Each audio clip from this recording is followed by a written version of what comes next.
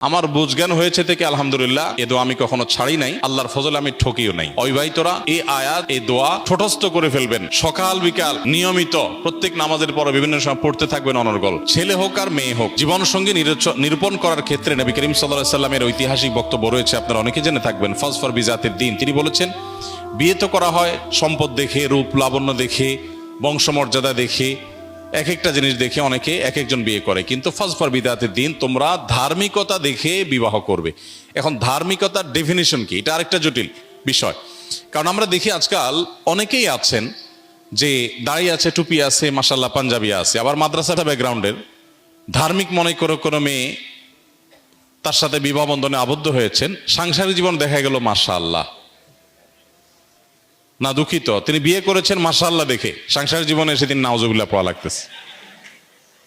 আবার এর উল্টোটাও হয়, বোরকা পরেন, হাত মোজা পা মোজা মেনটেন করেন মাশাআল্লাহ, ইসলামিক ব্যাকগ্রাউন্ড সবই ঠিক আছে, কিন্তু বিয়ের পরে ওনারও নাউজুবিল্লাহ বা আস্তাগফিরুল্লাহ পড়া লাগতেছে।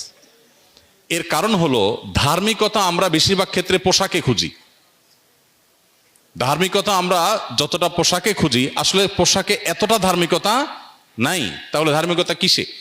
বিবাহের ক্ষেত্রে সবচেয়ে গুরুত্বপূর্ণ বিষয় হলো যে আপনি যাকে জীবন সঙ্গী বা সঙ্গিনী হিসেবে নির্বাচন করতে যাচ্ছেন, এই লোকটা আসলেই আল্লাহর কাছে নিজেকে সমর্পণ করেছেন কিনা, কোরআন এবং সুন্নাহর কাছে নিজেকে পরিপূর্ণ সমর্পণ করেছেন কিনা। যে এই জায়গায় যদি তার খুঁটিটা বাঁধা থাকে যে কোরআন হাদিসে কোনো কিছু আছে, তিনি সারেন্ডার করবেন, তিনি সেক্ষেত্রে কোনো কম্প্রোমাইজ করবেন না।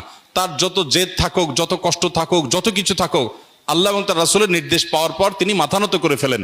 এই জায়গাটা যদি কারোর মধ্যে থাকে, তাহলে এই লোকটাকে আপনি দিনদার হিসাবে তার সাথে বিবাহ শাদী, ব্যবসা বাণিজ্য বা যে কোনো চুক্তি বা যে কোনো বিষয় আপনি অগ্রসর হতে পারেন। কারণ আসল দিনদারিতা হলো ভেতরের আনুগত্যের মানসিকতা। আল্লাহ তাআলার আনুগত্য যদি করবার জন্য মানসিকভাবে কেউ প্রস্তুত থাকে, এই লোকটা হলো আল্লাহ সুবহানাহু ওয়া তাআলার কাছে সিরিয়াস দিনদার, এই লোকটা হলো আসল ধার্মিক। লেবাস এবং পোশাক দিয়ে সবসময় ধার্মিকতা নিরূপণ করা বা ধার্মিকতা নির্ণয় করা, এটা সঠিক নয়। এখন প্রশ্ন হলো যে এই আল্লাহর প্রতি আনুগত্য আছে কিনা কিভাবে বুঝবো? তো এটার জন্য প্রথমত দীর্ঘদিন পর্যন্ত তাকে ফলো আপ করতে হয়, তার আচার আচরণ, কাজকর্ম এগুলো দেখতে হয়। অথবা যারা তাকে পার্সোনালি চিনে, এরকম মানুষগুলোর মধ্যে যারা আস্থা রাখার মতো, তাদের রেকমেন্ডেশনকে আমলে নিতে হয়। আর সবচেয়ে বড় কথা হলো যে জীবনসঙ্গী নির্বাচনের ক্ষেত্রে আসলে নিজেদের বুদ্ধি দিয়ে, বিবেক দিয়ে সবসময় উপযুক্ত মানুষ খুঁজে পাওয়া সম্ভবপর হয় না। এই জন্যই সূরা ফুরকান আয়াত নম্বর ৭৪, রব্বানা হাব লানা মিন আজওয়াজিনা ওয়া যুররিয়াতিনা কুররাতা আয়ুন ওয়াজআলনা লিল মুত্তাকিনা ইমামা। অবিবাহিতরা এই আয়াত, এই দোয়া ঠোঁটস্থ করে ফেলবেন, সকাল বিকাল নিয়মিত প্রত্যেক নামাজের পর বিভিন্ন সময় পড়তে থাকবেন অনর্গল।